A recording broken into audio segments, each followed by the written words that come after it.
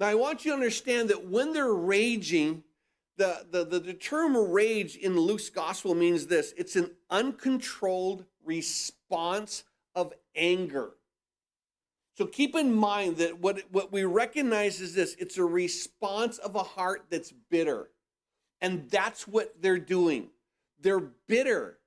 Here's a man who's showing us up. We've done all these rules and all these regulations. And of course, we haven't healed anybody, but all these people are coming to Jesus and he's showing us up.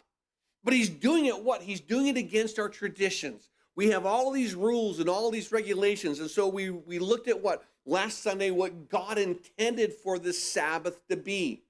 It was intended to be what? A blessing to mankind. It was meant to be a celebration of a finished work. That's why Jesus is our Sabbath. We celebrate him. We rest in him.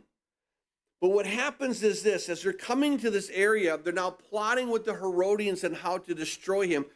And I think it's interesting that when you have this response of just bitter and anger towards what? Towards God blessing someone else. And keep in mind that it's really nothing new in Scripture for someone to be resentful of a blessing that comes to somebody else. And I think it's interesting that we got to just start making sure that when we can look at other people and say, wow, this person has the same issue with them.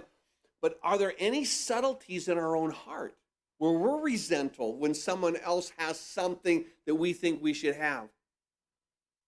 I want to tell you that this is nothing new. As far as being angry and being resentful when God shows mercy, when God shows blessing on someone. Now, rather than being happy for this man who had a withered hand, what? They were raging. They weren't looking at the man in his need. They were looking at what? Jesus being a competition. And this is what begins to happen.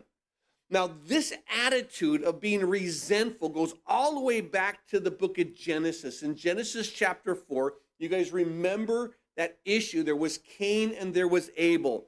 And within this, Genesis 4:4 begins this: Abel brought the firstborn of his flock and of their fat, and the Lord respected Abel and his offering, but he did not respect Cain and his offering. And Cain was what? Very angry. He's just angry. Why? Because God accepted Abel's and he didn't accept Cain's. And so he's angry and his countenance fell. And so the Lord in verse 6 of Genesis 4 said to Cain, why are you angry and why has your countenance fallen? And then he makes this statement in verse 7, if you do well, will you not be accepted? In other words, get your heart right with me. That's what I'm asking.